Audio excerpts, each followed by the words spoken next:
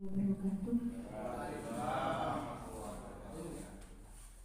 Yang saya hormati Bapak Kepala SD 2 Surowondo Kulon, yang kami hormati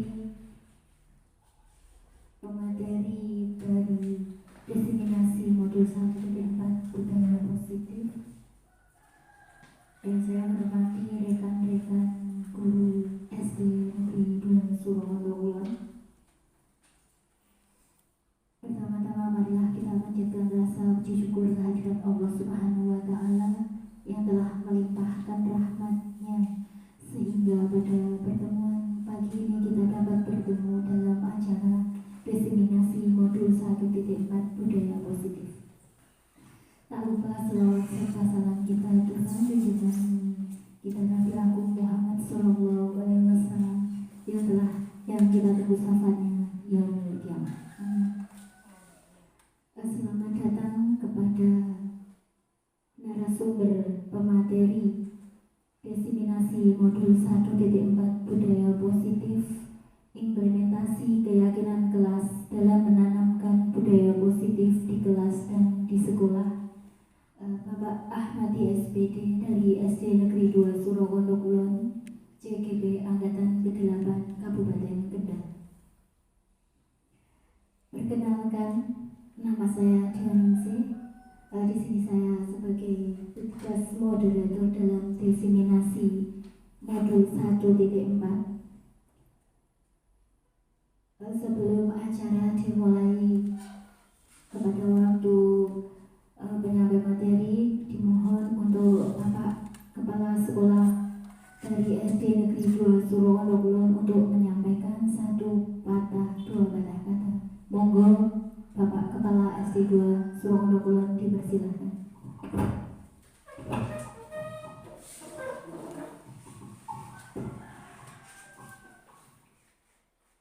Bismillahirrahmanirrahim. Assalamualaikum warahmatullahi wabarakatuh.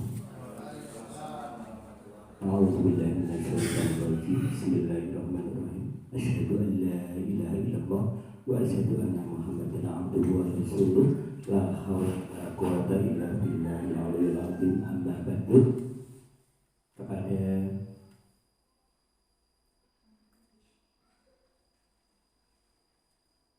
Bapak Ahmadi selaku CGB Angkatan 8 SD 2 Surowondo Kulon selaku pemateri, dan kepada teman-teman semuanya, Bapak dan Ibu guru serta karyawan daripada SD Negeri 2 Surowondo Kulon. Yang pertama dan yang paling utama, marilah kita bersama-sama memanjatkan puji syukur kehadirat Allah Subhanahu wa Ta'ala, yang mana pada kesempatan pagi kali ini kesempatan untuk bisa menghadiri acara diseminasi modul 1.4 budaya positif dalam implementasi keyakinan kelas di kelas dan sekolah dengan tidak ada halangan sesuatu apapun. Baik Bapak Ibu semuanya, pada kesempatan pagi kali ini saya selaku orang yang dituakan dan selaku kepala sekolah mengucapkan banyak terima kasih kepada rekan kita, teman kita, sahabat kita, yaitu Bapak Ahmadi, yang mana pada kesempatan kali ini sudah sampai diseminasi modul yang kesekian kalinya, yaitu budaya positif, yang mana nanti akan dipaparkan kepada teman-teman semuanya. Untuk itu harapan dari kami selaku Bapak Kepala Sekolah, kami mohon kepada Bapak Ahmadi setidaknya bisa untuk meningkatkan sekaligus untuk bisa membawa anak-anak kita, sekolah kita, lingkungan kita untuk bisa selalu berbudaya positif. Dari tahun ke tahun setidaknya budaya positif harus selalu kita tingkatkan.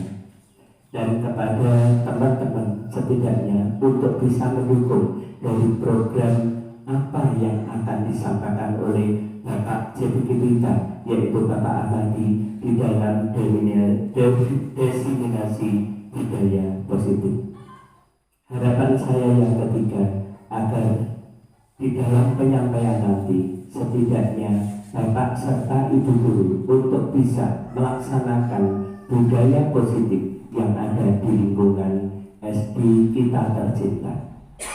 Demikian harapan dan acuan untuk bisa dilaksanakan desiminasi pada kesempatan siang hari ini.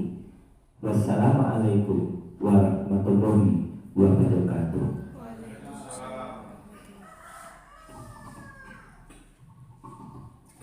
Terima kasih Bapak Kepala SD 2 Surokondo Kulon, yang pada intinya budaya positif harus kita tingkatkan.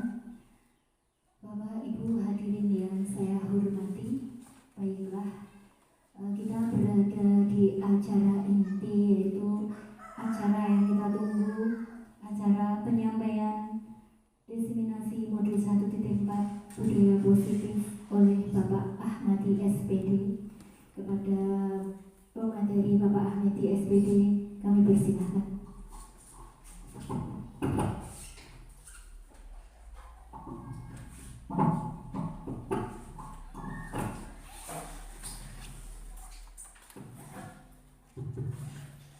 Assalamualaikum warahmatullahi wabarakatuh. Yang kami hormati Bapak Haji Bahroji SPD, Kepala SD 2 Surokondo Kulon. Yang kami hormati rekan-rekan Bapak Ibu Guru, teman sejawat saya, rekan seperjuangan saya di SD 2 Surokondo Kulon. Tidak lupa kepada teman, sahabat saya yang hari ini alhamdulillah bisa hadir memenuhi undangan kami dalam acara desiminasi modul 1.4 yang saya hormati. Terima kasih saya sampaikan kepada Bapak Kepala Sekolah beserta Bapak Ibu Guru sekalian atas waktu yang telah panjenengan berikan kepada kami, kepada saya, untuk menyampaikan desiminasi modul 1.4 budaya positif. Yang pertama-tama, mari kita panjatkan puji syukur kita ke hadirat Allah Subhanahu wa Ta'ala, yang mana pada kesempatan hari ini kita dapat berkumpul, bertemu dalam acara desiminasi modul 1.4 tanpa ada halangan satu apapun. Bapak Ibu Guru yang saya hormati, pada kesempatan kali ini saya akan menyampaikan implementasi keyakinan kelas dalam menanamkan budaya positif di kelas dan sekolah. Memang budaya positif ini merupakan salah satu tujuan dari semua sekolah. Tentunya hal ini akan berkelanjutan, tidak hanya ketika saya menyampaikan desiminasi kemudian cukup sampai di sini, tapi tidak. Ini akan berkelanjutan. Apa yang saya dapatkan dalam program pendidikan guru penggerak juga akan kami tularkan kepada panjenengan sebagai agen perubahan dalam pendidikan. Baik Bapak Ibu, kita mulai saja. Yang pertama saya ucapkan selamat datang Bapak Ibu Guru hebat. Karena tanpa Bapak Ibu Guru hebat tentunya sekolah pendidikan tidak akan pernah bisa maju. Yang kedua, mari belajar bersama. Saya, panjenengan, kita belajar bersama-sama, berkolaborasi, saling mendukung demi mewujudkan disiplin positif di sekolah kita pada khususnya, dan nanti bisa di sekolah SD 1 Batu Gunung pada umumnya. Bapak Ibu sekalian, mengawali dari desiminasi ini tentunya saya harus memperkenalkan dulu kontekstual dalam pembelajaran sesuai pemikiran Ki Hajar Dewantoro. Yang pertama, perbedaan karakter. Apa yang terjadi perbedaan karakter ini? Mulai saat ini dalam membimbing siswa, saya memperhatikan kodrat alam dan kodrat zamannya, sehingga dapat memberi perlakuan yang sesuai karakter siswa. Jadi Bapak Ibu Guru, dari perbedaan karakter ini, apa yang telah kita lakukan, apa yang ada di diri kita sebagai guru yang dulu belum mempunyai rasa membimbing, kemudian menuntun, maka dengan pemikiran Ki Hajar Dewantoro diharapkan kita semua dapat mempunyai karakter yang dapat membimbing anak atau murid sesuai kodratnya, yaitu kodrat alam dan kodrat zaman. Kemudian yang kedua,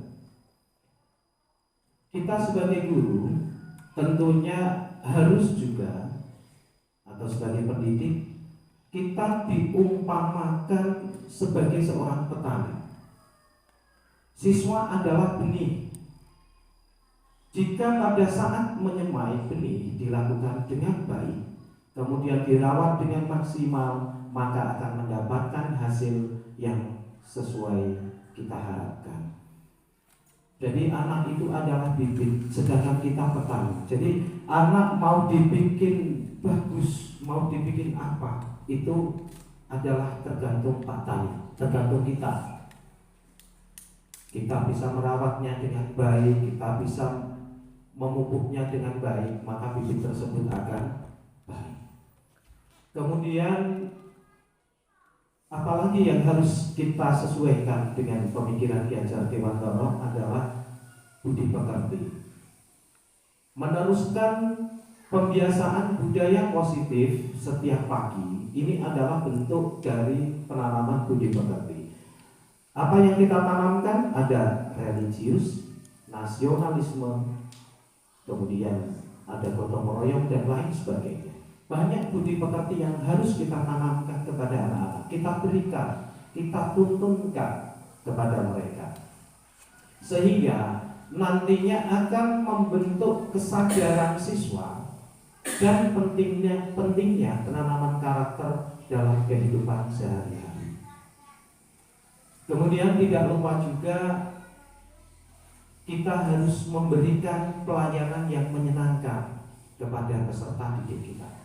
Apa yang dimaksud dengan pelayanan yang menyenangkan? Memberikan pengalaman belajar yang menyenangkan diselingi ice breaking. Ini yang harus kita upayakan, bagaimana pembelajaran itu tidak monoton, tidak membosankan, maka diperlukan ice breaking. Ice breaking adalah suatu kegiatan yang mengembalikan mood siswa untuk tetap melanjutkan bisa belajar dengan baik.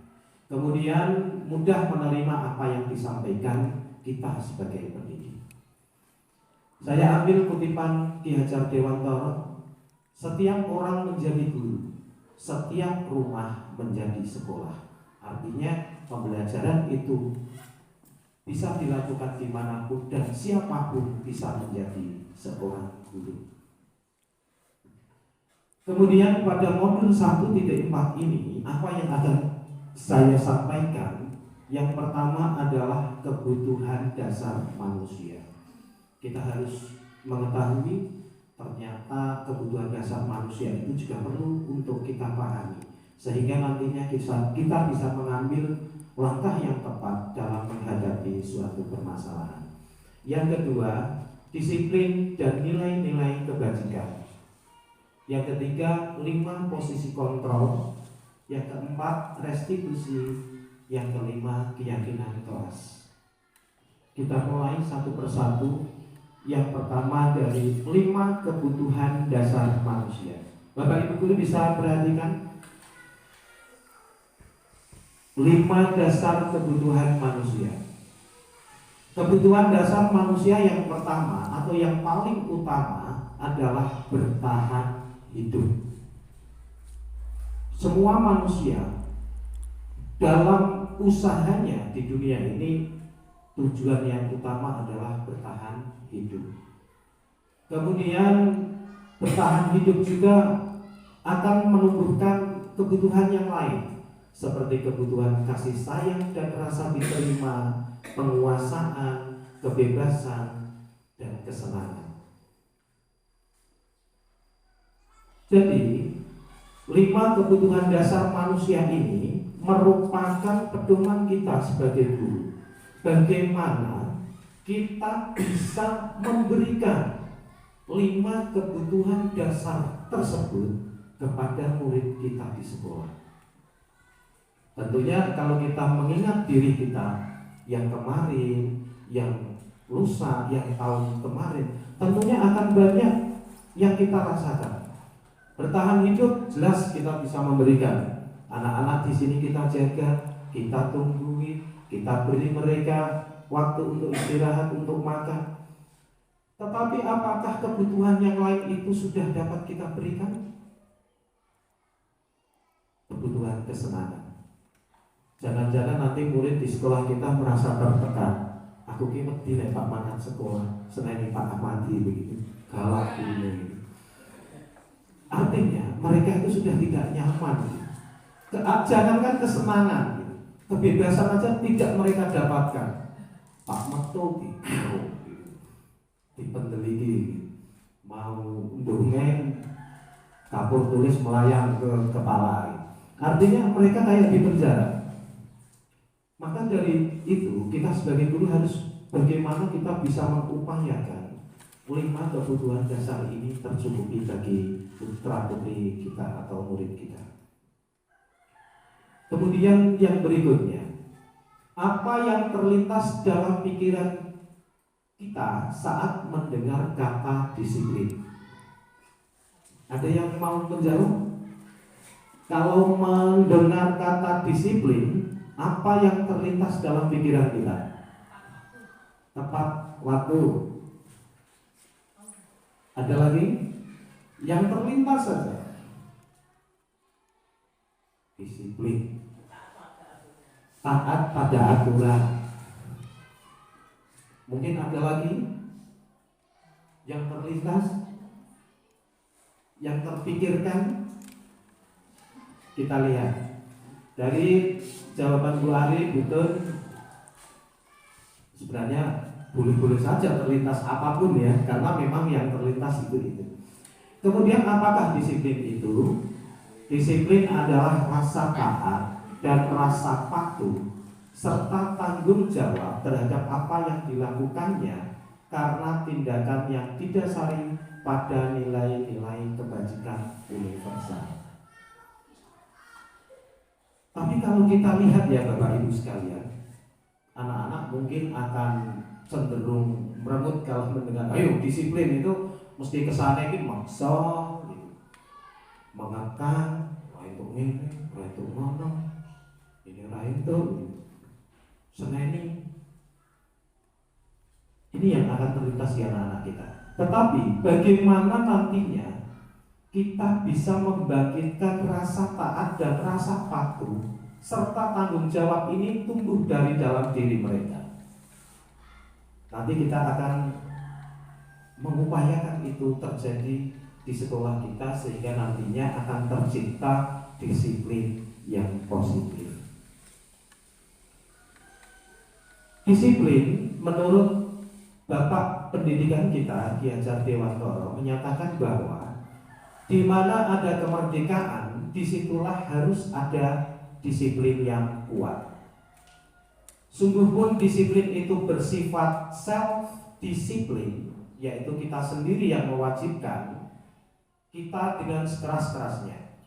Dalam budaya kita makna disiplin dimaknai menjadi suatu yang dilakukan seseorang pada orang lain untuk mendapatkan kepatuhan.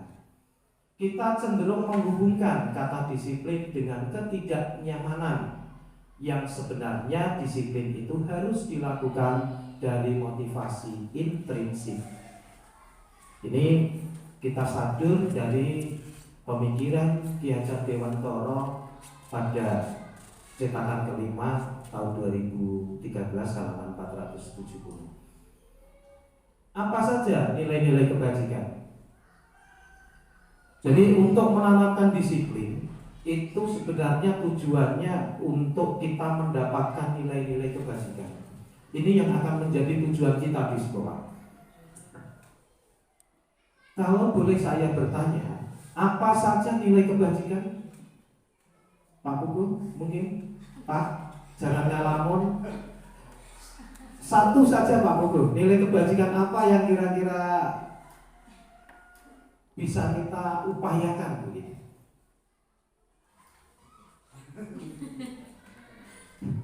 Nilai kebajikan itu banyak sekali. Artinya sesuatu yang kita harapkan tercapai dan itu diterima dimanapun. Ada kebajikan universal, ada jujur, bertanggung jawab, kemudian rajin, komitmen, keselamatan, menghargai orang lain dan lain sebagainya. Kita lihat Bapak Ibu, nilai-nilai kebajikan.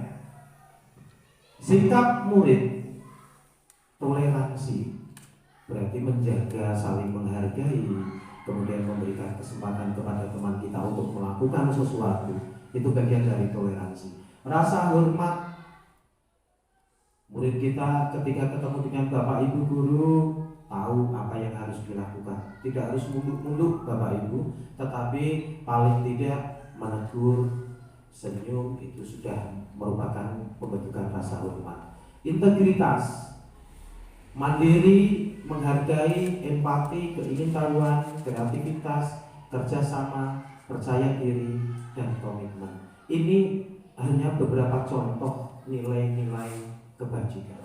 Masih banyak nilai kebajikan yang bisa kita upayakan untuk kita capai menjadi sebuah budaya positif di sekolah kita ke depan. Nilai-nilai kebajikan yang kita upayakan adalah nilai kebajikan yang sesuai dengan profil pelajar Pancasila.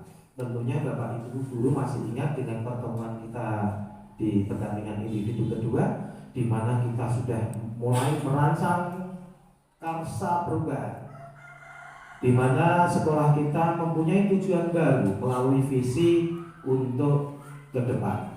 Nah, profil pelajar Pancasila ini yang akan menjadi tujuan kita ke depan adalah beriman, bertakwa kepada Tuhan Yang Maha Esa dan berakhlak mulia. Kemudian mandiri, bernalar kritis, berkebinekaan global, bergotong royong, dan kreatif. Bapak Ibu sekalian, kurikulum Merdeka memang tidak lepas dari profil pelajar Pancasila. Kelas 1, kelas 4 sudah memulai lebih awal. Tahun ini kita kelas 5 dan kelas 2. Maka penularan atau diseminasi kali ini kita juga akan membahas tentang profil pelajar Pancasila. Diharapkan nantinya dalam pembelajaran kita, Bapak Ibu guru atau kita sebagai teknisi pendidikan mampu mengarahkan, memberikan putra-putri kita menjadi manusia yang beriman, bertakwa kepada Tuhan Yang Maha Esa dan berakhlak mulia, mandiri, bernalar kritis, berkebinekaan global, bergotong royong, dan kreatif. Tentunya hal ini tidak akan mudah, butuh kerja keras kita bersama, butuh kolaborasi kita bersama untuk mewujudkan semua itu.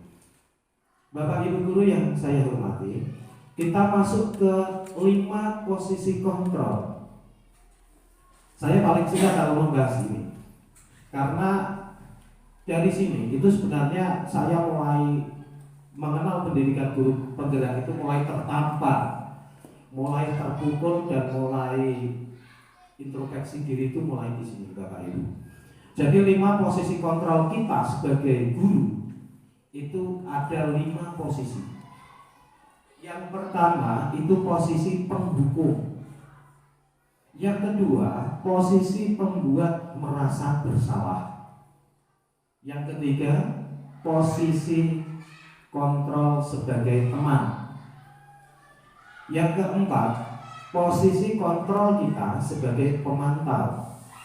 Yang kelima, posisi kontrol kita sebagai manajer.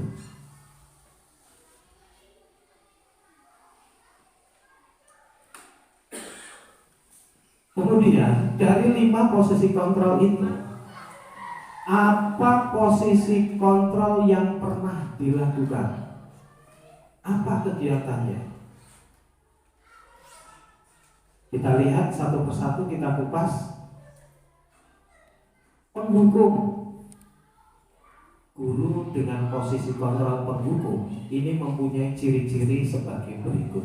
Ini kita introspeksi diri, kita membuka diri dengan pengetahuan yang baru. Nada lagi, pasti terlambat lagi. Selalu datang terlambat. Kapan kita bisa datang tepat waktu? Dengan nada-nada seperti itu, kita sebenarnya berada pada posisi penghukum. Tanyakan pada diri Anda, bagaimana perasaan murid bila guru berbicara seperti itu pada saat muridnya datang terlambat? Mungkin ada yang akan memberikan respon, pengalaman mungkin. Ada yang sudah pernah melakukan posisi ini?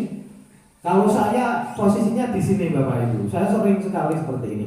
Maka tadi saya sampaikan, ketika saya belajar CGB, posisi materi inilah saya betul-betul ditampar. Selama ini saya itu sebagai guru masih jauh dari harapan diajar Dewan Kolot. Akan saya itu sering seperti itu. Kenapa kemarin tidak berangkat? Alasan saja, sakit. Itu sering saya lakukan. Dan ini posisinya saya itu di posisi penghukum. Dan posisi penghukum adalah posisi yang tidak baik bagi guru. Kita bayangkan perasaan mereka. Apa kira-kira yang akan mereka rasakan? Yang pertama, kemungkinan murid marah dan dendam. Ditanya Pak Mati, gede hajar, kelingan lalu gitu. Dia sungai nirat aruan, terima telat itu berlayu mau di lapangan. Ini salah satu contoh. Dendam bersifat agresif. Mereka akan tertanam di situ. Aku telah bisa nih, semua ini ngarep lapangan. Main Pak Ji, misalkan, mama Pak Ji, bisa jadi sesudah kembali duduk murid tersebut akan mencoret-coret bukunya atau meja tulisnya. Jadi dia akan melakukan hal buruk. Sepulang sekolah mungkin murid akan melihat motor atau mobil bapak ibu guru akan menggores. Artinya akan terjadi perlakuan mereka itu melawan gitu. Karena rasa yang mereka dapatkan dari kita, dari menghardik, dipujuk-pujuk, kubu ini loh, telat kok terus. Betul sih. Ini hasilnya, anak akan merasakan itu. Dan hal itu jika terus-menerus di hati mereka, itu tidak menutup kemungkinan mereka akan melakukan hal-hal buruk yang lebih berat daripada mencoret-coret ataupun merusak. Kemudian posisi kontrol yang kedua, ini lebih tinggi daripada posisi kontrol penghukum. Yang pertama, membuat merasa bersalah. Ini kalau ibu-ibu biasanya cocok naik posisi ini. Nada suara memelas, halus, sedih dengan bahasa tubuh merapat pada anak. Kemudian lesu. Contoh yang dilakukan oleh posisi kontrol ini adalah, Ani, kamu ini bagaimana ya? Kamu sudah berjanji dengan ibu tidak akan terlambat lagi. Kamu kenapa ya senang sekali mengecewakan ibu? Ibu benar-benar kecewa sekali sama kamu. Ini lebih halus daripada yang tadi. Tetapi bagaimana perasaan murid ketika kita melakukan itu?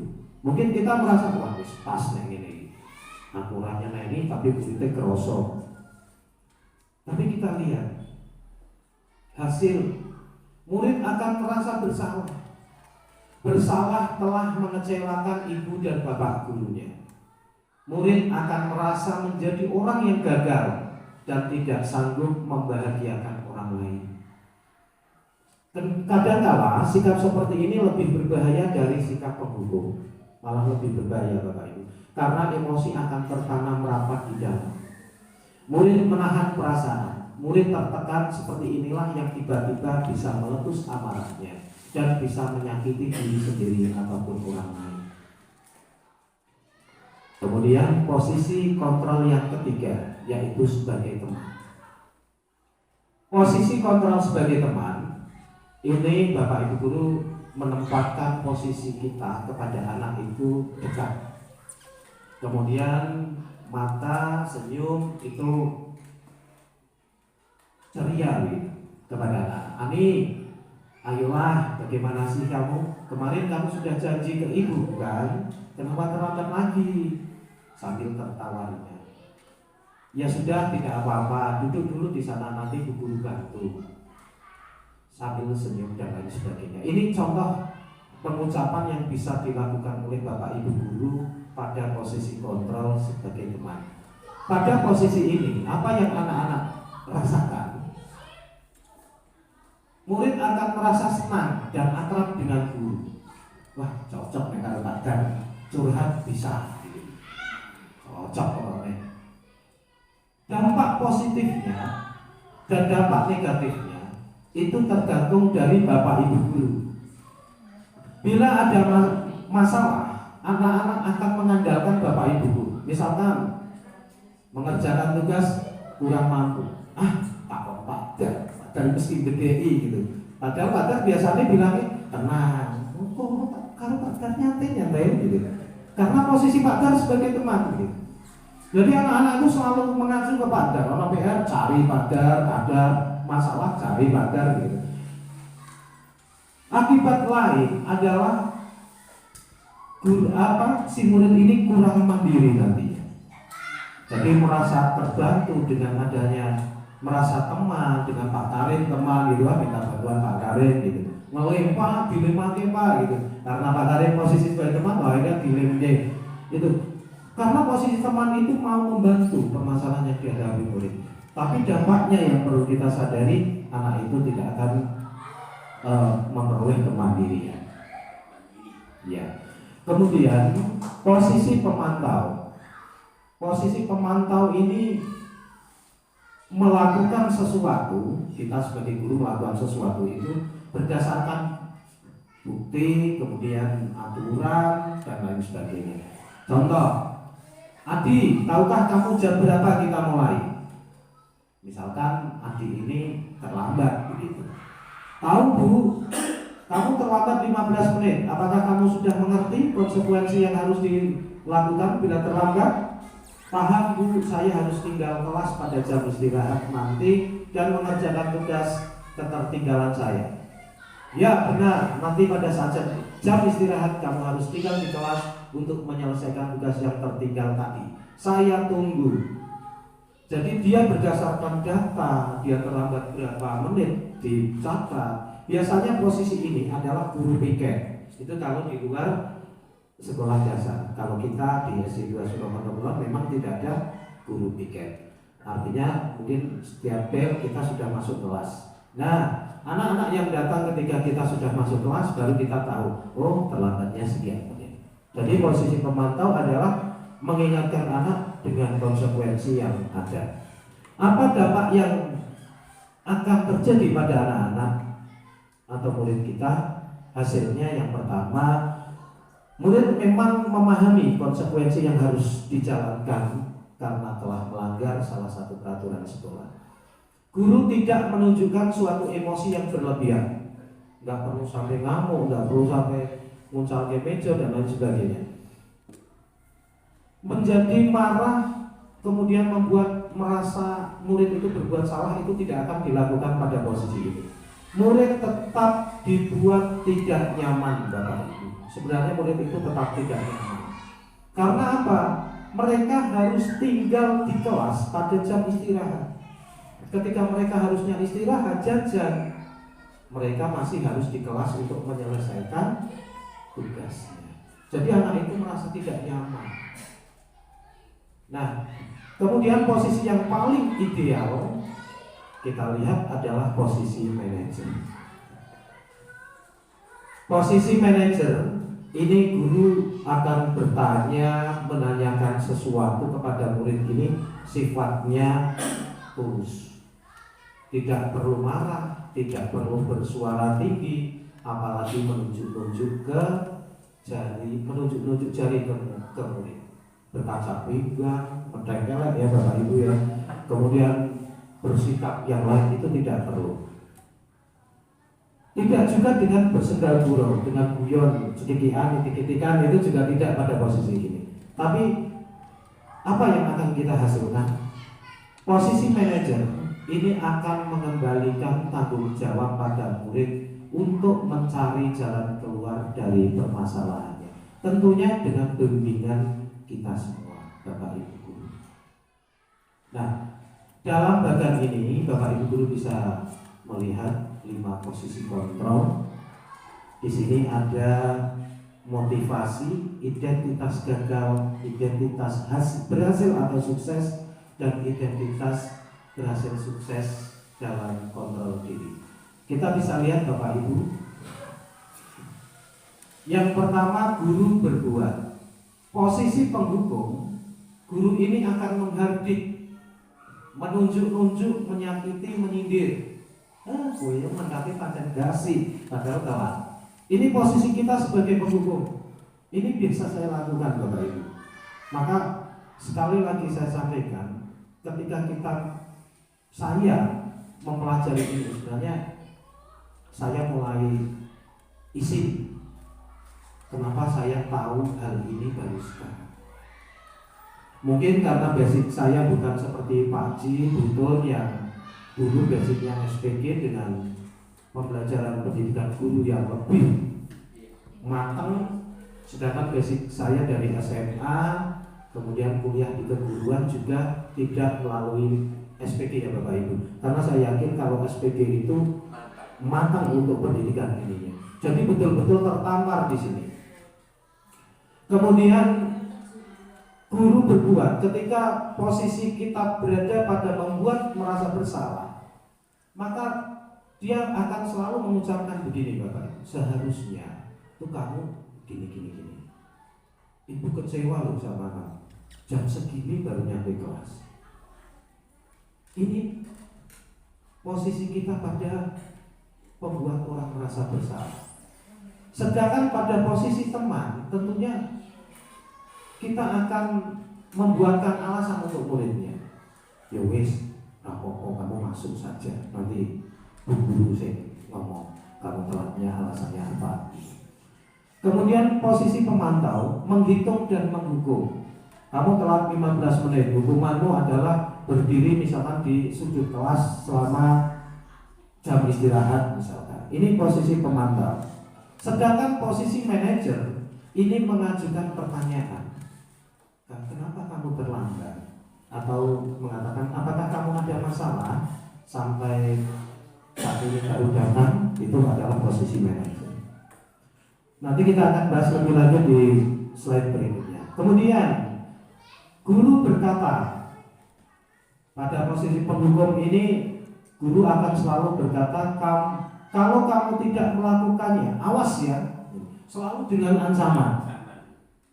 Awas ya, rasakan komen, awas kita lakukan. Ini posisi guru sebagai penghukum. Wajar gitu ya. Kemudian membuat orang merasa bersalah, itu guru akan selalu mengatakan, kamu seharusnya kamu sudah tahu, ibu itu lelah ngelek kamu ki mesti berani meneh. Ibu ki jan kudu piye kalau stres ngene bener ya. Yakin pengen gantung Pak Guru nek ngadepi kowe terus. Ini kata-kata seperti ini membuat murid merasa bersalah. Sedangkan posisi teman, ayolah lakukanlah demi ibu. Masa sih kamu nggak bisa datang tepat waktu? Ibu nanti yang bantu kamu. Ini posisi teman.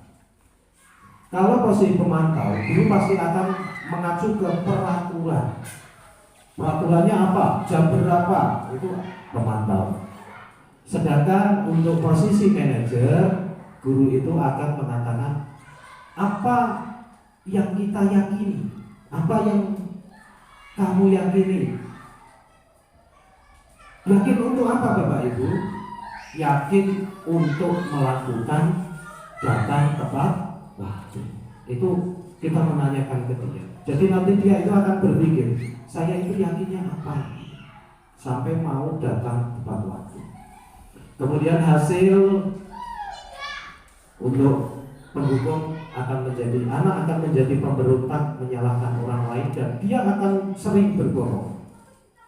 Jadi ketika kita menjadi seorang guru yang berada pada posisi kontrol penghukum, sebenarnya kita mendidik putra-putri kita itu untuk jadi pembohong. Karena mereka itu akan berusaha supaya tidak kena hukuman kita. Bukti caranya, kenapa tidak mengerjakan tugas? Pak, saya lupa gitu. Kenapa lupa? Saya disuruh ibu untuk jagain adik, padahal nggak punya adik. Artinya mereka akan mengupayakan alasan-alasan untuk menghindari hukuman. Ini jika posisi kita ada posisi penghukum.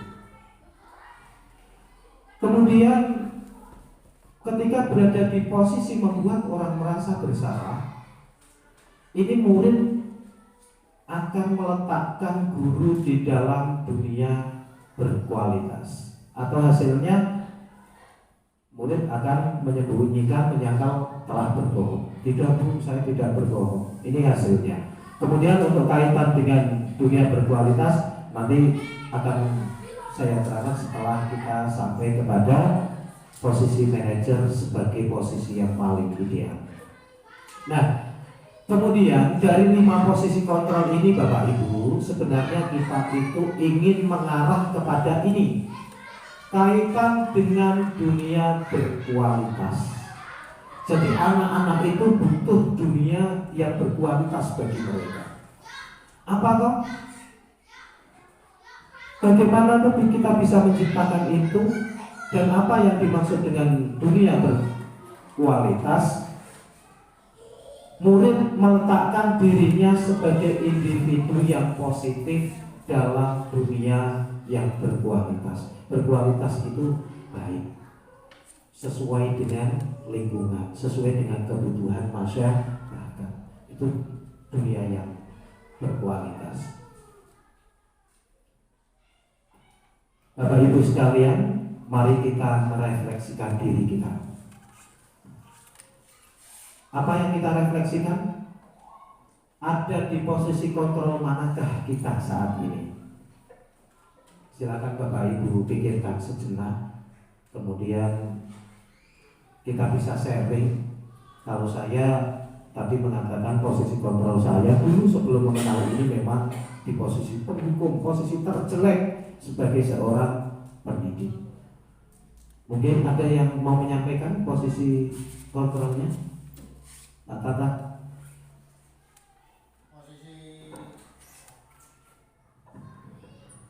Kalau saya cenderung di dua-dua, posisi penghukum dan posisi apa itu yang membantu ya bersalah, merasa bersalah. Terima kasih. Ini Pak Tata posisi membuat merasa bersalah. Bu Ari?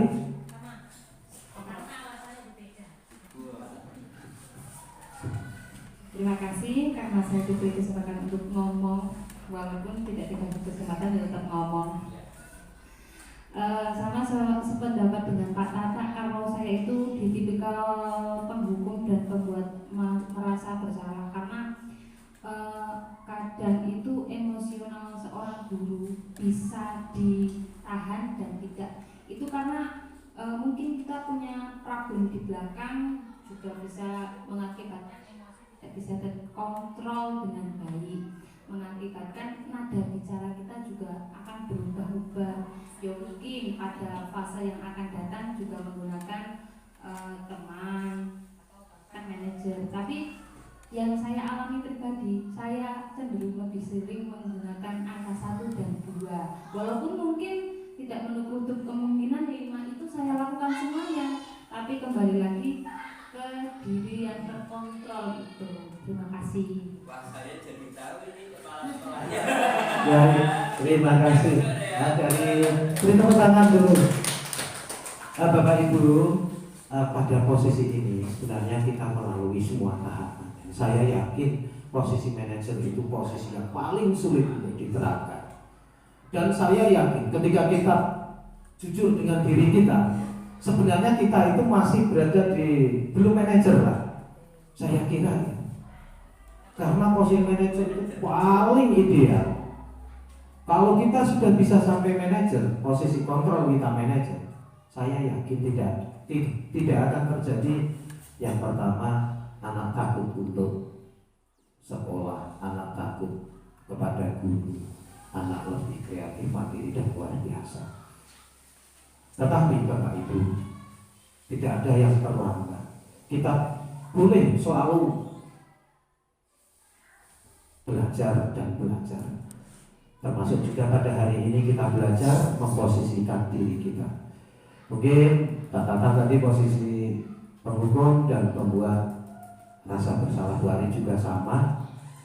Tahapannya itu memang terkadang menuju ke manajer itu memang sulit Bapak Ibu. Kadang sudah sampai memantau, ambruk lagi, kembali lagi ke penghukum. Nah itu yang perlu kita pelajari terus menerus dengan berkolaborasi sehingga nantinya posisi kita bisa berada pada posisi manajer. Nah, Bapak Ibu sekalian, untuk mencapai posisi manajer itu memang dibutuhkan restitusi.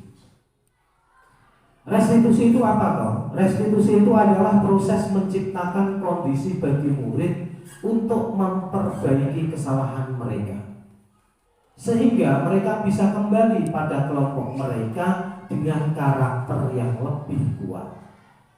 Restitusi juga merupakan proses kolaboratif yang mengajarkan murid untuk mencari solusi untuk masalah mereka dan membantu murid berpikir tentang orang seperti apa yang mereka ingin menjadi, atau tujuan mulianya itu mereka cita-citanya mau jadi apa, dan bagaimana mereka harus memperlakukan orang lain.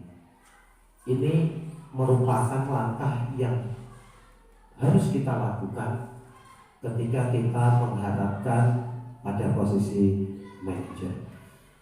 Nah, Bapak Ibu guru sekalian, segitiga restitusi. Apakah segitiga restitusi ini kaitannya apa dengan posisi kontrol tadi? Untuk mencapai posisi kontrol Bapak Ibu, maka kita membutuhkan pola segitiga restitusi. Apakah segitiga restitusi itu yang harus kita lakukan, tahapannya apa? Kenapa dikatakan segitiga restitusi? Dikatakan segitiga restitusi karena memang ada 3 tindakan. Yang pertama adalah menstabilkan identitas. Jadi ketika anak berbuat salah, contoh ada anak terlambat, kita sebagai guru biasanya langsung nanya kenapa terlambat, atau apa kamu ada masalah biasanya? Kenapa terlambat ya? Ini rata-rata yang selalu kita lakukan begitu. Bapak Ibu, ketika anak berbuat salah, itu kira-kira anak itu paham nggak kalau dia terlambat? Paham ya? Sebenarnya dia tuh paham. Aduh, kancane wis masuk, aku carry. Sebenarnya dia tuh paham dia terlambat. Maka sebenarnya kita juga tahu kalau dia itu sudah takut. Masuk gak ya? Masuk gak ya? Nek nggak masuk pulang seneni bapak. Nek ini seneni pak guru. Waduh, katung telat meneh. Dia itu sudah takut. Maka tugas kita sebagai guru, stabilkan identitasnya. Kita bisa mengatakan begini, dan datang ya. Kita bisa mengatakan, tidak apa-apa terlambat. Tidak hanya kamu kok yang terlambat. Pak guru juga dulu pernah terlambat. Di sini, ketika kita mengatakan seperti itu, dia itu merasa punya teman yang pernah terlambat. Jadi dia nggak akan merasa gagal, tidak merasa mengecewakan guru, tidak merasa mengecewakan orang tua. Nah, kondisi inilah yang mereka butuhkan. Kita harus paham betul. Kita katakan seperti itu. Kamu terlambat, kamu ada masalah baru datang, ya Pak saya terlambat, tidak apa-apa, kamu terlambat. Pak Guru juga dulu sering terlambat tuh. Pak Ci dulu SMA sering terlambat, tapi sekarang jadi kepala sekolah.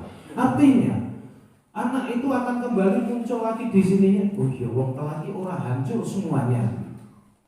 Tidak menghanguskan cita-cita dia mau jadi poluan, tidak membuat dia merasa gagal, tidak membuat dia merasa mengecewakan orang yang mencintainya, gitu. Kayak orang tua.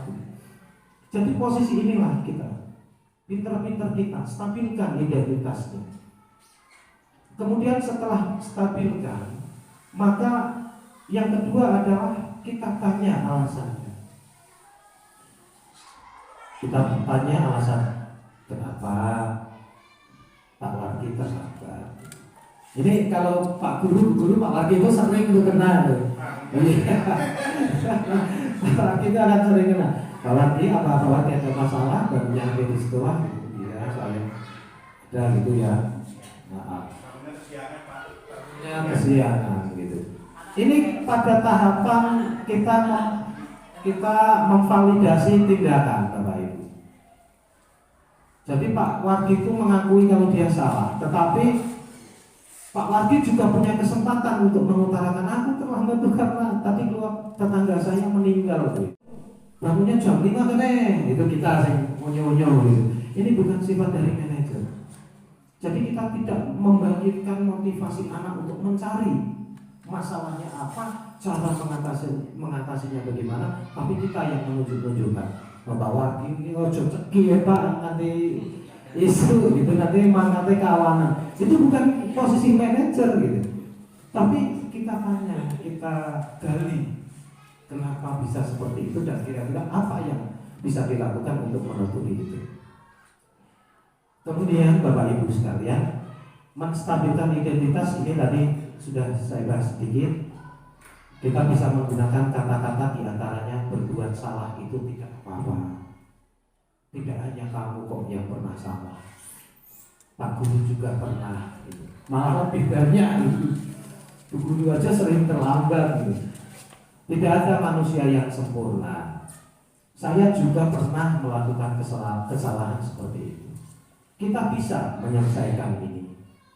Bapak Ibu tidak tertarik mencari siapa yang salah, tapi Bapak Ibu ingin mencari apa alasan kamu melakukan itu. Jadi kita bisa menggunakan kata-kata itu untuk menenangkan atau menstabilkan identitas.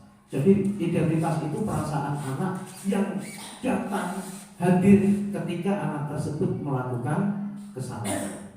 Jadi kita stabilkan itu. Pastinya anak akan merasa aku orang bolone jebule Pak Guru barang dia tahu telat.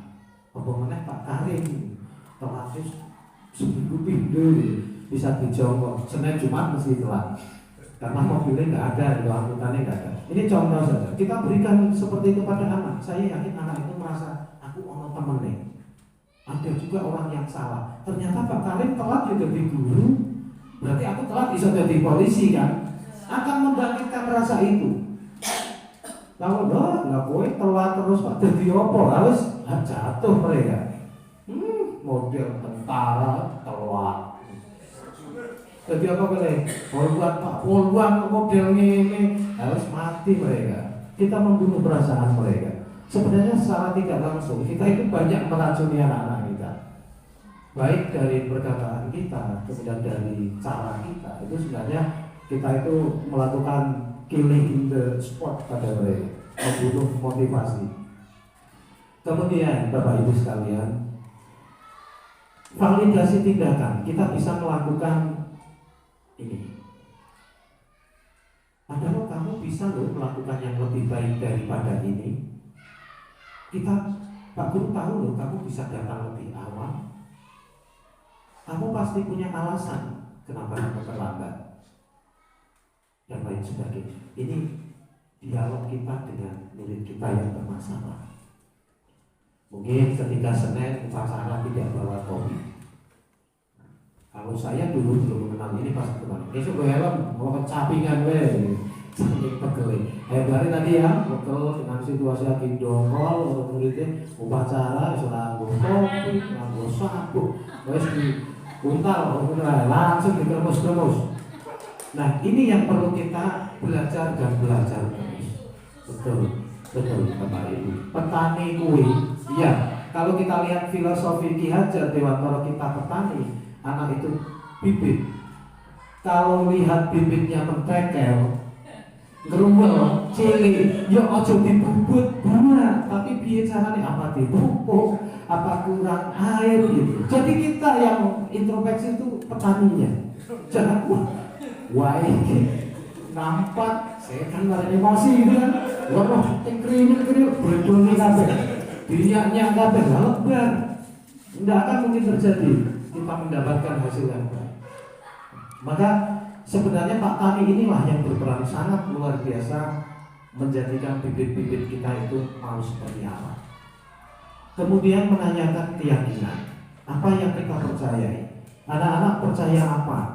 Besok mau jadi apa? Ini yang perlu kita gali. Misalkan anak-anak terlambat, kemudian kita tanyakan alasannya sudah, keyakinan kelasnya apa? Besok kamu mau jadi apa? Misalkan jawab jadi polwan, apakah polwan itu harus mempunyai nilai disiplin? Misalkan, oh iya harus disiplin. Mereka akan menggali potensinya sendiri. Mengapa tidak peraturan saja? Mengapa harus keyakinan kelas? Nah, ini kita kembali perbedaan antara keyakinan dan peraturan. Kalau di sekolah biasanya peraturan ya Bapak Ibu ya. Datang terlambat denda 10.000, ada ya peraturan ya. Adanya. Nah, ini kita bisa lihat contoh peraturan. Mengapa kita memiliki peraturan harus menggunakan helm bila mengendarai kendaraan roda 2? Mengapa kita memiliki peraturan 3M, menggunakan masker, mencuci tangan, dan menjaga jarak? Mengapa kita memiliki peraturan harus datang tepat waktu pada saat mengikuti pelatihan? Semua itu untuk mendukung motivasi intrinsik, yaitu kembali ke nilai-nilai keyakinan. Lebih menggerakkan seseorang dibandingkan mengikuti serangkaian peraturan. Kita lihat Bapak Ibu, di sini ada yang mana yang merupakan keyakinan kelas. Bapak Ibu bisa lihat. Datang tepat waktu, kira-kira keyakinan apa peraturan Bapak Ibu? Peraturan apa keyakinan? Nih, datang tepat, keyakinan ya Bapak Ibu. Kemudian menjaga kebersihan sekolah. Keyakinan apa peraturan?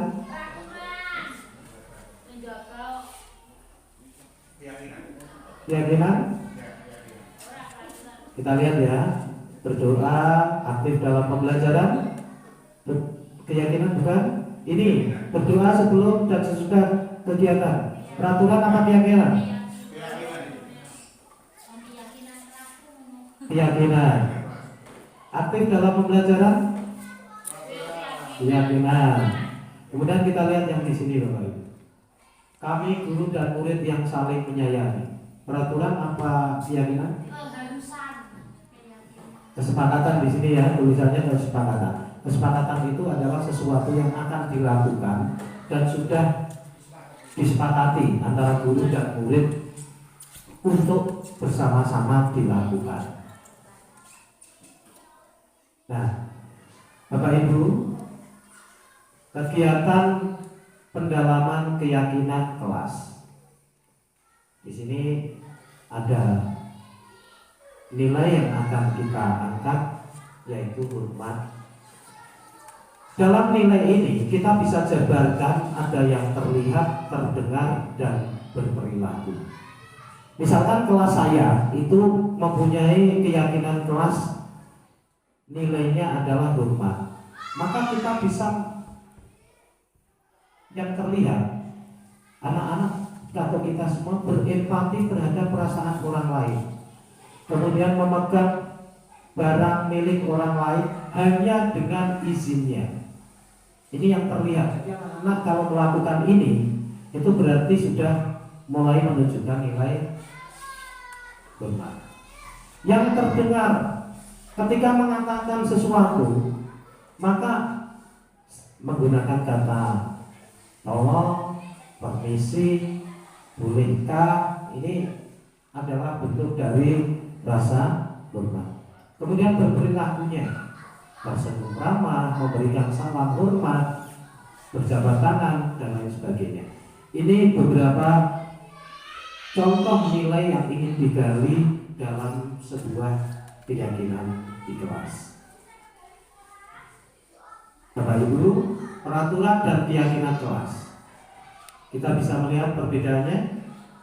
Selalu kembalikan buku ke tempatnya. Ini peraturannya.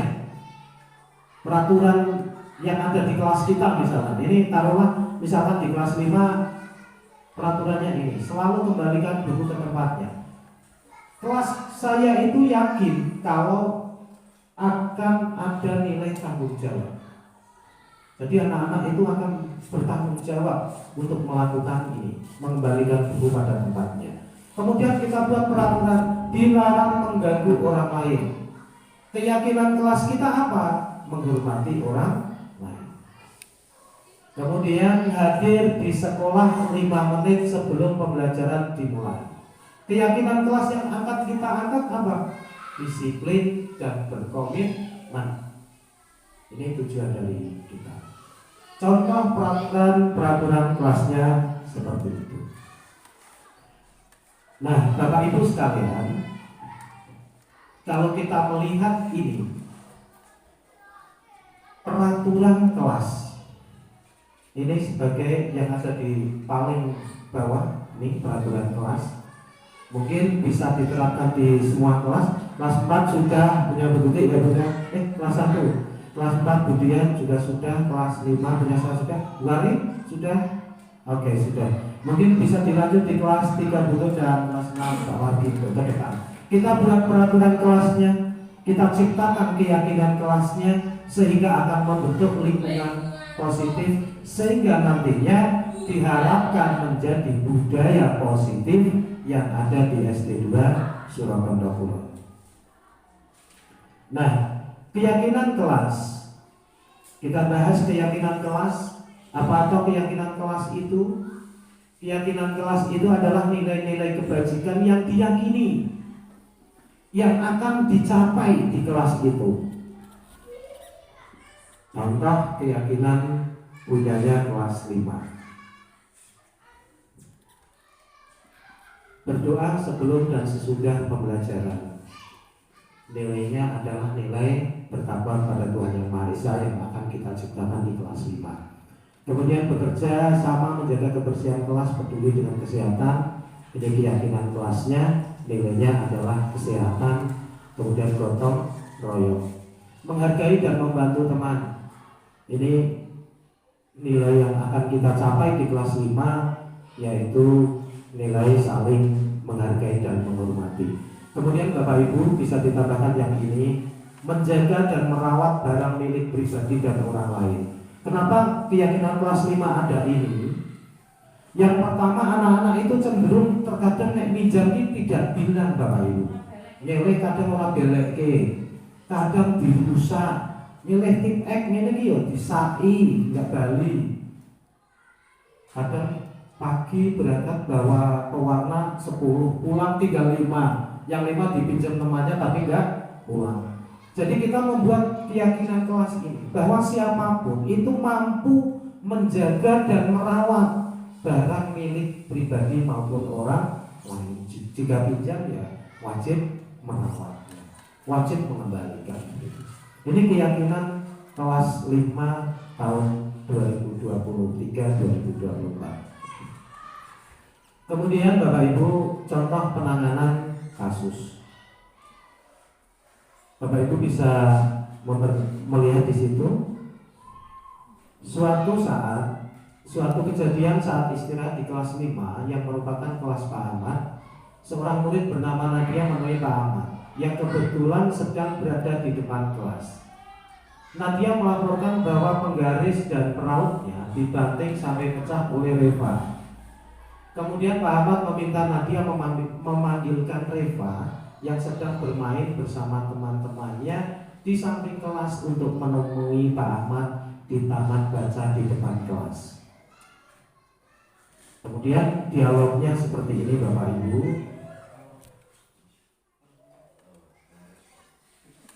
Nah, saya tampilkan videonya ya. Ini contoh saja penggunaan dari segitiga restitusi.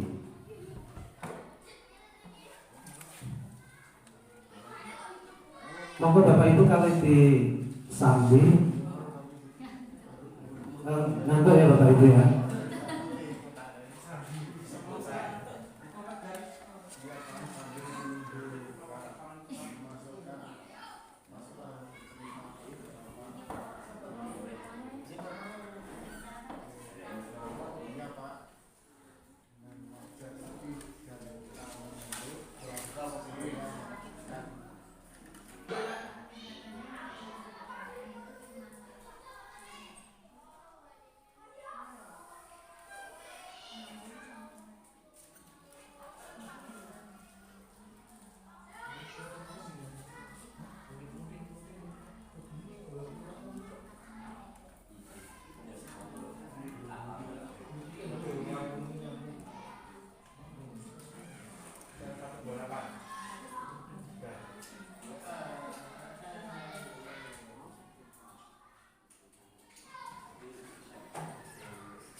Suaranya kurang.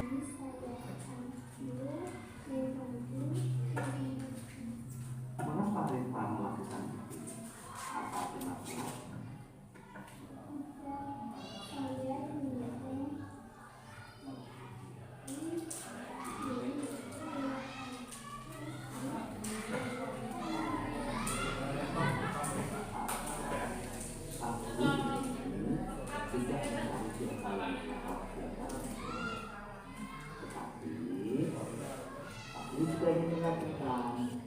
Yang seperti reformasi itu juga dulu pernah dilakukan, tetapi betul tadi, apakah mereka tahu konsekuensi dan keyakinan kelas kita?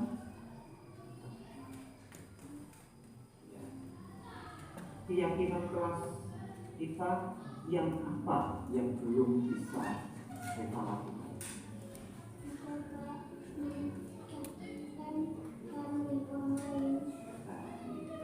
Kemudian bagaimana cara Reva melakukan keyakinan itu?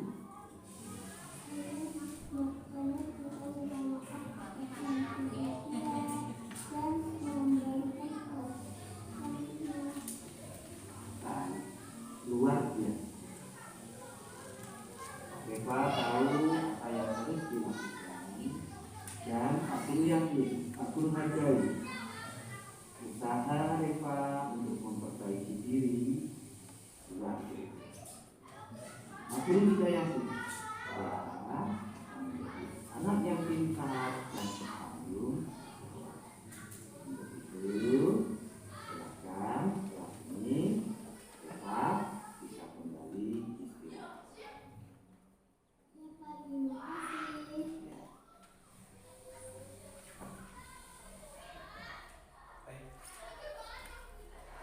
Baik Bapak Ibu, tadi contoh penggunaan segitiga restitusi.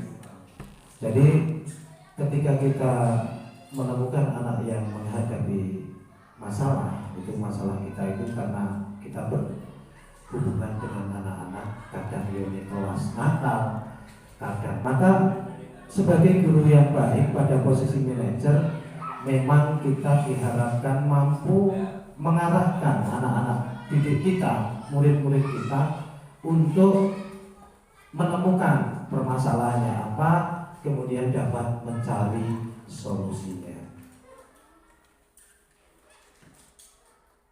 Ini tadi yang videonya sudah saya tampilkan. Kemudian menjaga dan merawat barang milik orang lain tadi sudah ya, sudah kita tampilkan. Kemudian yang terakhir, ini praktek baik membuat kenyamanan di kelas. Jadi kelas kita atau sawah kita Bapak Ibu guru kita semua ini sawahnya adalah di kelas. Jika kelas kita itu nyaman, tentunya nyaman, baik, penuh dengan cinta, penuh dengan kasih sayang, saya kira bibitnya akan tumbuh dengan baik. Membuat keyakinan kelas pada masing-masing kelas yang Bapak Ibu guru ampuh adalah harapan saya setelah acara diseminasi ini. Jadi Bapak Ibu guru bisa memulai langkah baik ini dengan membuat keyakinan kelas masing-masing. Terima kasih. Mungkin itu yang bisa saya sampaikan. Kurang lebihnya saya mohon maaf. Waktu sepenuhnya kami kembalikan kepada moderator. Saya tutup. Wassalamualaikum warahmatullahi wabarakatuh.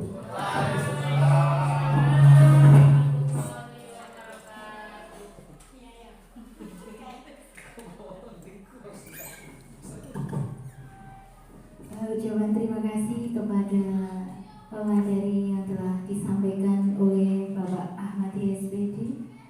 Bapak Ibu hadirin yang saya hormati, demikian tadi penyampaian materi dari Bapak Ahmadi SPD. Untuk selanjutnya mungkin ada yang akan ditanyakan, ada tanya jawab. Monggo Pak Susilo.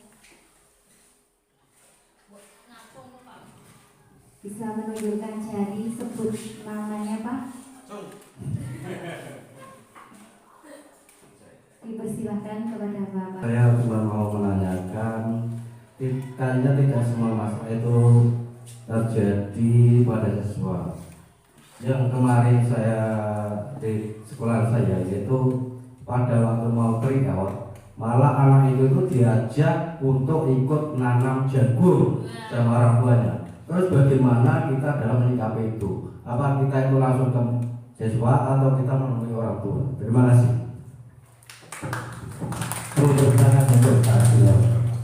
Betul Bapak. Apa yang disampaikan memang sering terjadi di lingkungan kita. Bagaimana ketika seorang guru ingin menghendaki anaknya pintar, kemudian dengan programnya apa Pak?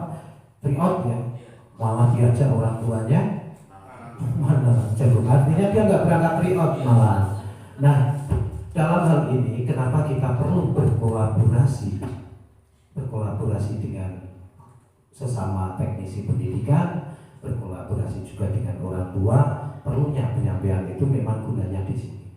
Untuk langkah-langkahnya, saya kira yang bisa Bapak Ibu lakukan ketika mendapati siswa yang seperti itu adalah yang pertama, koordinasikan dengan kepala sekolah apa yang harus dilakukan. Kemudian perkuat jalinan kerjasama antara sekolah dengan wali murid atau orang tua. Kemudian sebagai guru kita hanya bisa melaporkan Bapak Ibu, kita bisa menginisiatifi, kita bisa memberikan ide, tetapi eksekusi kita nanti lakukan secara bersama-sama. Saya yakin hal seperti itu juga akan sulit. Ketika kita datang langsung ke sana tanpa kolaborasi dengan kepala sekolah, tentu sebagai guru kita juga salah. Jadi kolaborasi, kemudian rapatkan kerjasama kita dengan wali murid, beri penjelasan bahwasanya kegiatan siswa itu sedang melakukan tahapan ini, sehingga diharapkan nantinya timbul juga kesadaran dari orang tua untuk memberikan hak anak belajar tetap bisa dilakukan di sekolah. Mungkin itu Bapak yang bisa saya berikan. Intinya adalah kolaborasi bersama kepala sekolah untuk melakukan itu. Terima kasih Bapak. Ada lagi yang lain?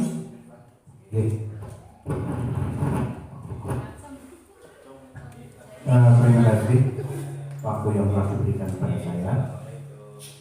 Yang ingin saya tanyakan Pak Ahmadi, beberapa pengalaman dulu saya mengajar yang 2 tahun ini kebetulan di kelas 6. Untuk kelas 6 yang dulu itu saya menyimpulkan yang namanya disiplin itu anak itu intinya momok. Dalam artian momok di sini disiplin itu dikatakan tidak enak Kemudian saya menjawab, betul disiplin itu tidak enak, banyak aturan, kemudian banyak peraturan-peraturan yang harus kita ikuti.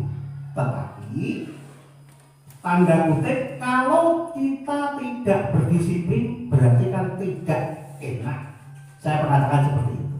Nah, mohon solusinya Pak Ahmadi agar anak-anak itu tidak menjadikan momok. Itu terus tadi saya melihat dan mempelajari di yang terakhir itu ada manajer itu. Terus terang saya manajer itu belum tahu dan baru tahu kali ini. Mungkin sudah saya pernah terapkan tetapi tidak tahu manajer itu. Nah, yang saya tanyakan tadi mohon penjelasannya biar anak-anak itu tidak mengatakan nun sewu kalau kelas itu sudah berani mengatakan disiplin itu tidak enak. Saya kira di depan itu mohon pencerahannya sekali lagi biar tidak menjadi momok pada anak-anak. Terima kasih. Mungkin itu saja Pak Dulu. Terima kasih Bapak atas pertanyaannya yang luar biasa. Mungkin bisa beri tepuk tangan tuh Pak. Jadi dari permasalahan itu Bapak, yang pertama menurut penanggapan saya bahwa pengertian disiplin menurut anak-anak itu tidak enak, banyak aturan yang sifatnya mengikat. Apa kemudian pertanyaannya apa yang harus kita lakukan gitu ya? Yang menjawab itu Bapak, yang bisa kita lakukan untuk menghilangkan rasa atau pengertian bahwa disiplin itu tidak enak itu adalah membangkitkan unsur intrinsik dari dalam dirinya. Bapak bisa mencoba dengan yang pertama membuat keyakinan kelas dulu. Bapak tawarkan, Bapak berikan pilihan peraturan-peraturan yang ada. Misalkan kelas 6 peraturannya datang jam 7 misalkan. Tulis saja dulu di inventarisir. Mencuri ini kira-kira yang dimaksud itu kita apa toh kita ini capek apa gitu. Oh berarti saling menghormati. Kita tulis Pak Wardi tuliskan menghormati. Gali lagi dari peraturan itu. Datang tepat waktu berarti kita ingin apa? Disiplin, boleh disiplin. Kemudian Pak Wardi setelah selesai dibuatkan kegiatannya. Disiplin ini contohnya hadir tepat waktu. Kemudian tidak menyakiti orang lain. Kemudian yang membedakan Bapak itu sebenarnya kenapa disiplin selalu cenderung dengan hukuman, larangan. Itu karena mereka itu merasa tidak pernah dilibatkan untuk membuat itu. Coba kita jujur saja, aturan yang ada di sekolah itu kapan siswa dijak rembukan? Enggak ada. Jadi mereka itu aturan ini maneh gitu kan. Mereka akan merasa nggak enak gitu. Tapi ketika mereka diberikan kesempatan berpendapat, mengutarakan keinginannya, saya yakin enak kalau disiplin. Ayo, katanya keyakinannya datang hadir tepat waktu. Ya Pak, maaf saya tadi gini. Ya sudah, saya tahu kamu ada masalah dan lain sebagainya. Itu mereka secara intrinsik itu akan membangkitkan untuk melakukan itu dari dirinya. Dan saya kira lambat laun ya memang tidak bisa teriak Bapak karena perasaan itu kan akan berangsur-angsur. Saya yakin mereka akan merasakan ternyata disiplin dari diri sendiri itu akan jauh lebih baik. Jadi yang bisa saya sarankan kepada Bapak mungkin dalam kesempatan kali ini adalah buatlah keyakinan kelasnya mau dibuat seperti apa. Kemudian nanti kalau sudah kita mungkin punya waktu khusus dengan Bapak Kepala Sekolah untuk dari keyakinan kelas ini kita bikin jadi keyakinan sekolah. Dan nantinya kontribusi dari anak-anak dalam membuat keyakinan kelas itu tentunya akan menghilangkan rasa yang tidak enak, kemudian selalu tertekan.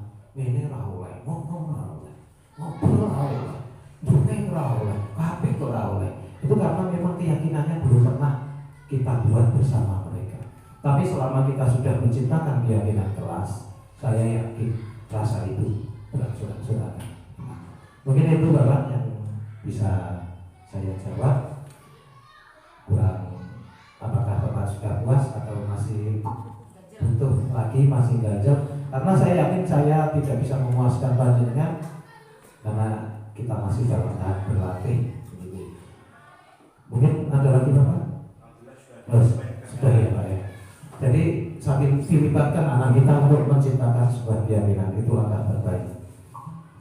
Monggo ada lagi? Monggo dulu.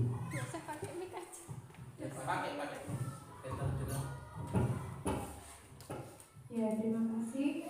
Assalamualaikum warahmatullahi wabarakatuh. Saya mau minta pendapat kepada Bapak Ibu guru yang ada di sini yang sudah kita pelajari bersama bahwasanya tadi keyakinan kelas itu timbul dari diri anak ya Pak. Yang saya bingung bagaimana cara mengajak anak-anak kelas 1. Sementara kalau anak besar, anak kelas tinggi itu sudah mudeng mana yang baik, mana yang tidak baik. Tapi di sini anak-anak kelas 1 itu masih masih ngeyelan. Kalau dikasih tahu yaudah temennya di luar semuanya bermain, mereka mau ikut bermain aja kayak gitu. Nah terus yang pengen saya mintakan pendapat kepada Bapak Ibu guru yang ada di sini, kita berbagi praktek bagaimana mengajak anak-anak kelas 1 itu untuk menaati peraturan seperti itu. Bahwasanya kita tahu anak-anak itu yang kelas 1 seringnya pengennya masih mau bermain aja. Beda dengan anak-anak yang kelas tinggi, kalau sudah ada kesepakatan yang sudah dibuat dalam satu kelas, mereka cenderung menaatinya ya Pak. Tapi untuk kelas 1 itu saya pikir masih mereka masih pikirannya ya belajar bermain seperti itu. Terima kasih. Assalamualaikum warahmatullahi wabarakatuh. Boleh saya menjawab Mbak Tuti? Mungkin sebelum ke Pak Ahmadi selaku pemateri. Kalau menurut saya, karena ini semua kelas pasti punya masalah, terutama kita untuk budaya bersih atau kedisiplinan. Dalam hal ini, khususnya untuk kelas 1, karena di situ tuh masih peralihan dari PAUD ke SD. Di sini perlu kita tekankan karena jika anak dari PAUD ke sekolah SD itu masih bersifat meniru dan bermain. Otomatis yang kita kedepankan kalau menurut saya adalah suri teladan. Bapak dan Ibu guru adalah madrasah pertama. Di sini kita dituntut untuk suri teladan atau contoh-contoh kepada anak-anak.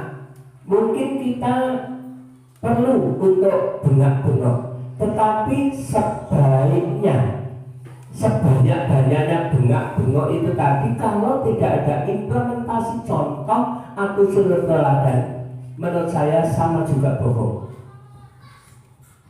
Kita mungkin lebih cenderung ke suri teladan karena apa? Karena anak-anak itu masa segitu itu masih suka meniru.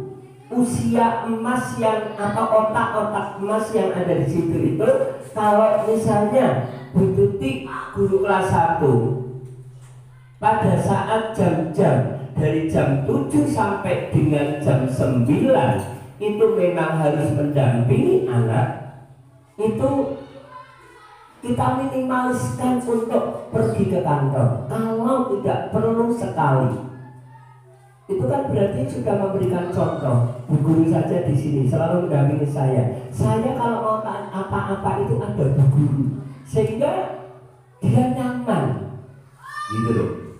Lah, ini maaf, aku jadi orang yang tersinggung. Nah, pada jam-jam seperti ini tentunya tidak hanya kelas 1 saja, tetapi juga kelas-kelas yang lain. Nah, di sini saya hanya menitik beratkan ke suri teladan atau contoh konkret. Terima kasih. Mungkin dari saya kurang, mohon kepada pemateri Pak Ahmadi untuk bisa memberikan lebih. Terima kasih sekali, mohon maaf. Terima kasih Pak Haji. Bapak Ibu Guru boleh memberikan saran, masukan, karena ini sifatnya kita diskusi Bapak Ibu ya, berbagi praktik baik. Tidak hanya harus saya, tapi Bapak Ibu Guru apabila punya ide aksi baik ya silakan dibagikan begitu. Tapi Ibu Bu Tuti mungkin sedikit menambahkan dari apa yang sudah disampaikan Pak Haji. Memang untuk kelas 1 ya, selain keteladanan, memang betul keteladanan itu wajib diberikan karena memang mereka ibu guru lah yang ditiru, yang dianut lah itu. Tetapi untuk meningkatkan keyakinan kelas, mungkin tahapannya saja yang berbeda antara kelas tinggi, kelas yang lebih besar dengan kelas 1. Kalau kelas 2, 3, 4 mungkin diajak diskusi sudah mulai jalan. Anak-anak pengennya kelas 2 seperti apa, masuk kelas sudah bisa. Tapi mungkin kelas 1 dengan usia pra sekolahnya mungkin masih dominan ke individunya yang dia. Sifat dasar manusianya masih ke kesenangan gitu. Yang tidak apa-apa, memang itu proses. Akan tetapi mungkin nanti pelan-pelan Bu Tuti bisa mengajak anak-anak itu untuk membuat keyakinan kelas, tetapi dengan cara yang lebih ke anak-anak. Contoh begini Bu, jadi kemarin itu juga sama, itu kami keluhkan untuk yang kelas 1. Ternyata keyakinan kelas itu ketika anak belum bisa berpendapat, tapi anak itu sudah bisa memilih gitu. Misalkan Bu Tuti kasihkan beberapa pilihan kegiatan. Tenang di kelas mengikuti pembelajaran Bu Guru. Berpelarian ketika Bu Guru menerangkan, itu anak-anak suruh milih yang mana gitu. Jadi Ibu kasih banyak tulisan, tapi Ibu bacakan ini berarti pembelajarannya anak-anak harus tenang dan serius memperhatikan Bu Guru di kelas. Nanti buat banyak biar anak-anak milih. Nanti disuruh nempel-nempelkan satu-satu, baru dibacakan. Ternyata kelas 1 yang memilih belajar di kelas dengan tenang ada 5 anak tepuk tangan gitu. Nanti akan lambat-lambat mereka akan menyampaikan pendapatnya dengan caranya sendiri. Dan disitulah nanti peran Bu Tuti untuk mengakomodir. Jadi tetap peran Bu Tuti ini sangat luar biasa untuk kelas 1, karena dari itu Bu Tuti juga harus memilih mana yang kira-kira patut untuk dijadikan keyakinan. Dan pelan-pelan juga Bu Tuti tanamkan keyakinan itu dengan cara Bu Tuti lewat bermain, lewat gambar, apapun edukasinya. Mudah-mudahan nanti bisa berjalan ya Bu ya. Tetapi tetap berbeda tekniknya dengan kelas. Berarti di sini kita yang lebih banyak lebih dominan ya Pak. Maksudnya kita yang membuat, tetapi kita tawarkan ke anak-anak. Betul. Kalau anak besar kan silahkan anak-anak berpendapat sendiri. Hal-hal baik apa yang harus anak-anak lakukan di kelas. Tapi untuk kelas 1 saya pikir mereka tuh belum bisa ya, karena sebagian besar dari mereka pun belum bisa calistung seperti itu. Jadi untuk kelas 1 karena memang peran dari Bu Guru dominan di sini. Bu Guru harus menuntun betul-betul ini anak-anak yang mau Bu gambar misalkan emoticon ya Bu ya. Ada lomnya. Berarti anak-anak mendengarkan, menyimak ketika pembelajaran di kelas. Siapa yang ingin seperti ini terjadi di kelas 1. Jadi memang Bu Tuti yang harus memacu mereka sampai mereka itu menemukan apa kira-kira yang mereka inginkan begitu. Jadi harus super ekstra keras itu. Beda dengan kelas tinggi. Silakan anak-anak tulis apa yang kamu mau. Tulis untuk kelas 1 memang lebih spesial. Mungkin itu Bu pelan-pelan, tapi saya yakin tidak ada yang sulit ketika kita mau berbenah dan berusaha. Ada lagi Bapak Ibu sebagai teman sharing kita, mungkin Ibu punya masalah, punya kendala, silakan dikomunikasikan, nanti kita berkolaborasi memecahkannya bersama-sama. Monggo moderator.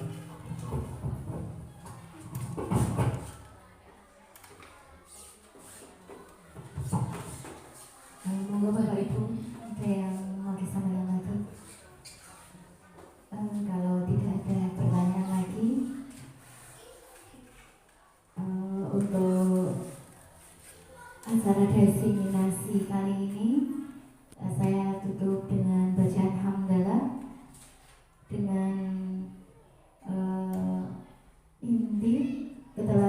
guru itu sangat penting, kemudian tidak ada yang terlambat untuk memposisikan diri menjadi lebih baik.